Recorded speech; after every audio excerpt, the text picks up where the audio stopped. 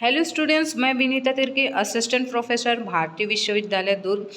आज हम आगे कंटिन्यू करने वाले हैं प्रोटीन्स, जिसमें हम अमीनो एसिड पहुँचे हैं। अमीनो एसिड्स में हमने बेसिक चीज़ें देख लिया था। इसमें 300 समथिंग अमीनो एसिड्स को रिकॉग्नाइज किया गया है एंड देन जो बाकी हैं उसको नहीं किया गया है। ये चीज़ हमने, जो कि अननोन है, वो चीज़ हमने देख लिया है। कुछ एग्जांपल्स दिया हुआ है, जैसे ग्लाइसिन का स्ट्रक्चर में क्या डिफरेंस है। एक में R1 जुड़ा है, एलानिन में R2 जुड़ा हुआ है एंड देन सेरीन में R3, जिसका R1 की जगह में H है, यहाँ R की जगह में R2 में देखेंगे आप R की जगह में CH3 है, इसको हम क्या बोल रहे हैं, एलानिन। एंड देन R3 में दिया है CH2OH, R की जगह में CH2OH, इसको हम क्या बोल रहे हैं, सेरीन। आगे देखते हैं पॉलीपेप्टाइड चेन। एक हम पॉलीपेप्टाइड चेन का देख लेते हैं structure. Polypeptide chain when a large number of amino acids एक से ज़्यादा हो सकते हैं, ठीक है, एक से ज़्यादा 100 और मोर भी हो सकते हैं, are link together by peptide या polypeptide bonds is called polypeptide chain. जैसे कि मैंने बताया, बहुत सारे अमीनो एसिड्स मिलकर बना हुआ होता है। प्रोटीन्स जो अमीनो एसिड एक दूसरे से कनेक्टेड होते हैं, किसके थ्रू होते हैं, पेप्टाइड चेन के थ्रू। इसी पेप्टाइड चेन को क्या बोलते हैं, बहुत सारे पेप्टाइड चेन को क्या बोलते हैं, पॉलीपेप्टाइड चेन। कुछ एग्जांपल्स नीचे दिया हुआ है, देखिए, जैसे यहाँ दिया हुआ है, एक बॉन्ड, दूसरा बॉन्ड, तीसरा बॉन्ड, ऐसे कंटिन्यूसली बॉन्ड आते जा रहा है। एक मॉलिक्यूल बना, फिर बॉन्ड आ रहा है, एक मॉलिक्यूल बन गया, फिर एक बॉन्ड आएगा, फिर दूसरा मॉलिक्यूल जुड़ेगा।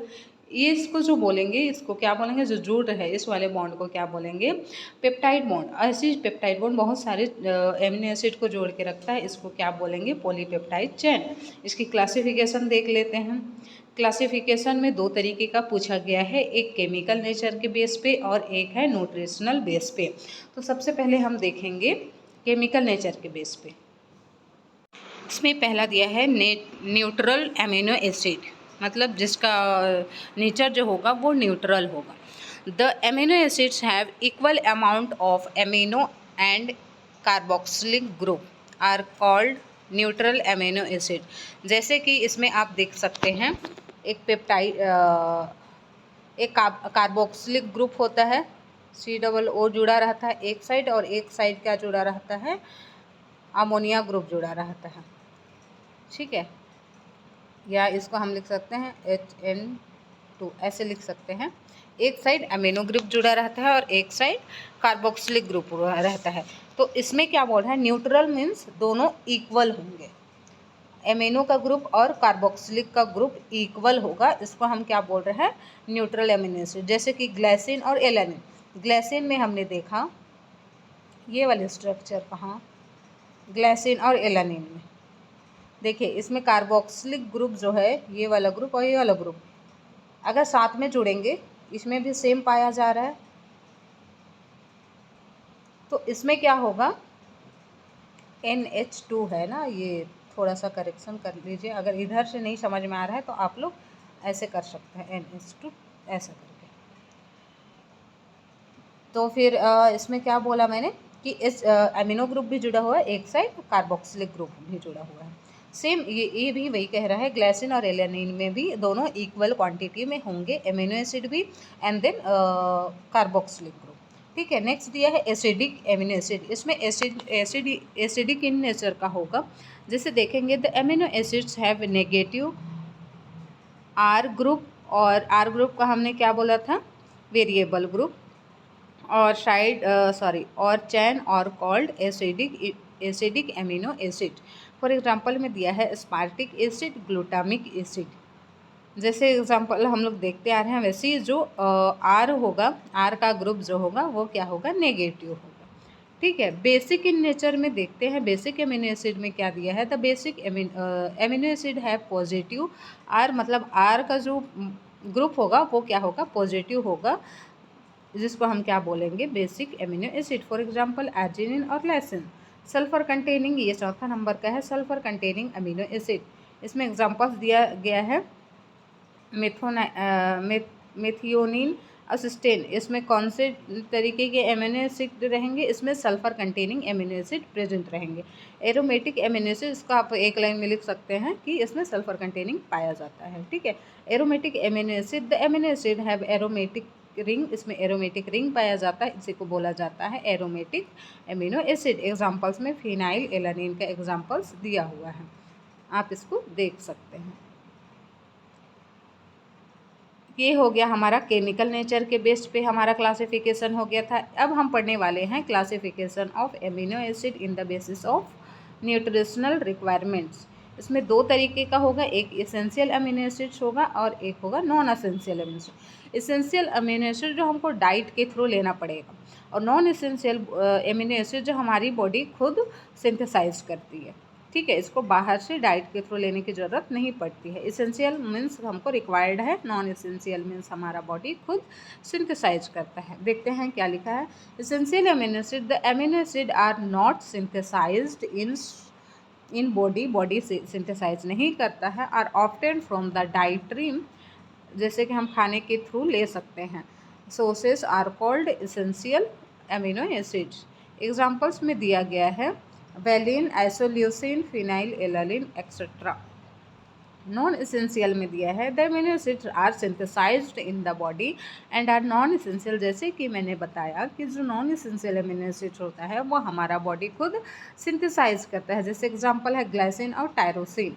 कुछ एसेंशियल और नॉन एसेंशियल के अमीनो एसिड्स दिए हुए हैं, जिसको आप लोग देख सकते हैं। इसको आप लोग एग्जांपल्स के तौर पे यूज़ कर सकते हैं। जैसे एसेंशियल अमीनो एसिड में दिया है valine, isoleucine, phenylalanine, histidine, arginine, leucine, lysine, methionine, tryptophan and threonine. Non essential में दिया है glycine, tyrosine, proline, cysteine, aspartic acid, alanine, serine, hydroxy proline, cysteine and then last दिया है glutamic acid.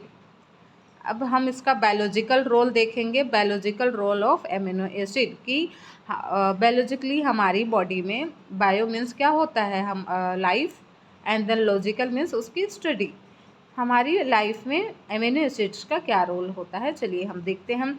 They are building blocks of protein. ये तो हमको पता है कि एक बिल्डिंग ब्लॉक्स है प्रोटीन्स का। मीन्स जैसे हमारा घर बनता है, घर किसके थ्रू बनता है, कई सारी चीज़ों से मिलकर बना हुआ होता है ना। जैसे हम ईंट को एक अमीनो एसिड मान लेते हैं, और जो सीमेंट यूज़ किया जाता है उसको हम क्या मान लेते हैं, उसको हम बॉन्ड मान लेते हैं, पेप्टाइड बॉन्ड। तो सीमेंट भी काफ़ी सारी ईंटों को जोड़ के रखती है ना, उसको हम पॉलीपेप्टाइड चेन बोल सकते हैं। एंड देन ईंट, जो काफ़ी सारा ईंट मिलके एक जो रूम बनेगा उसको हम क्या बोलेंगे, एक रूम बन गया। प्रॉपर 2-3 रूम बन के एक घर बन गया, तो हम क्या बोल सकते हैं कि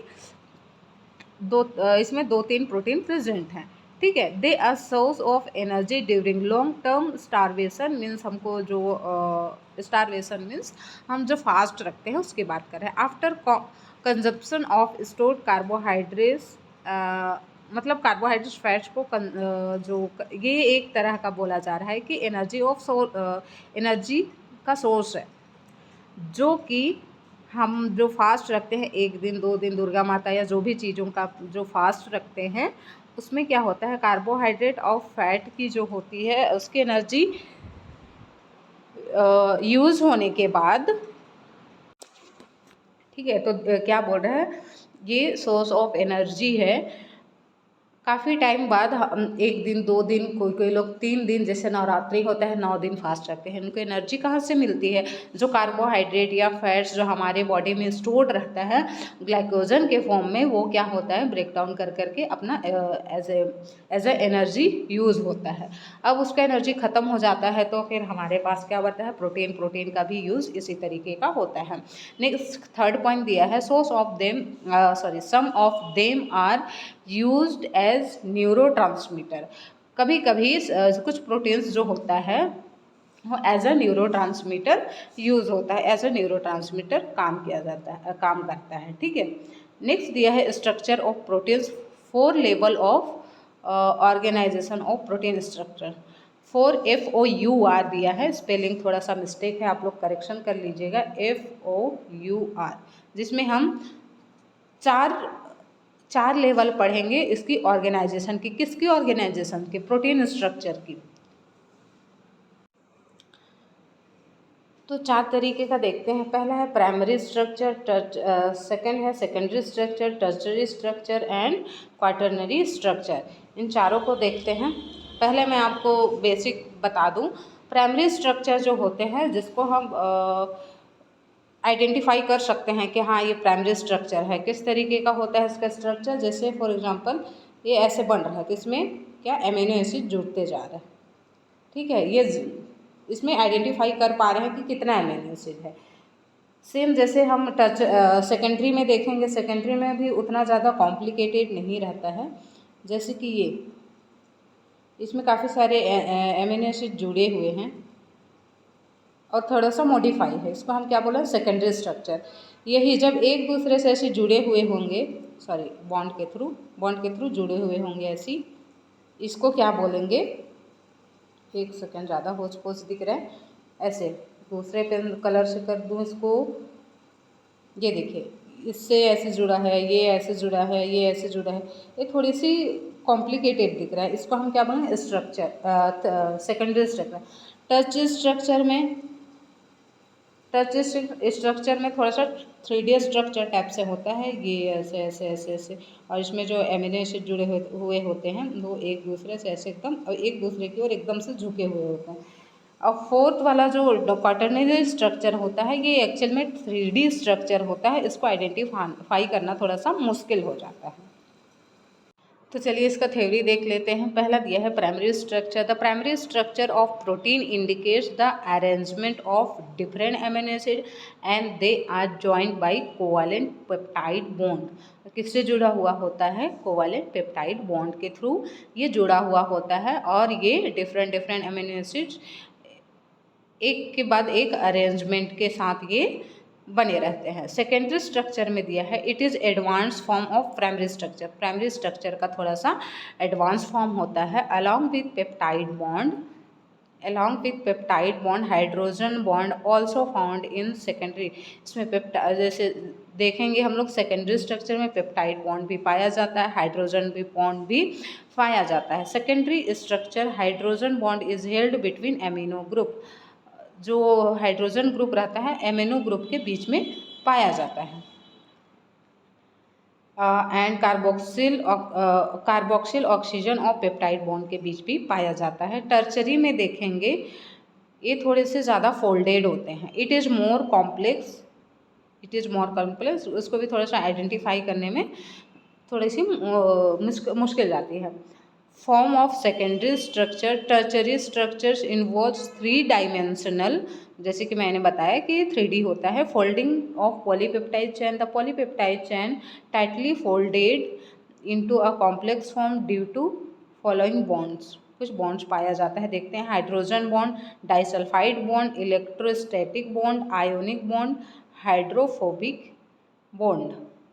क्वाटरनरी स्ट्रक्चर में दिया है quaternary structure. This is more advanced form of tertiary structure. In this structure, 2 or more polypeptide chain interact with each other with non-covalent interaction and form a large complex of a proteins. ये 3D जो होता है जैसे tertiary structure में हमने देखा उससे भी ज़्यादा ये कॉम्प्लिकेटेड होता है। इसमें पॉलीपेप्टाइड चेन पाया जाता है। आई होप आप लोगों को इतना समझ में आया होगा। नेक्स्ट वीडियो में हम डिस्कस करने वाले हैं क्वालिटेटिव टेस्ट ऑफ प्रोटीन को आइडेंटिफाई करने के लिए कौन कौन सा टेस्ट हम यूज़ करते हैं। So thank you so much. बाकी सब नेक्स्ट क्लास में डिस्कस करेंगे, ठीक है। So thank you so much.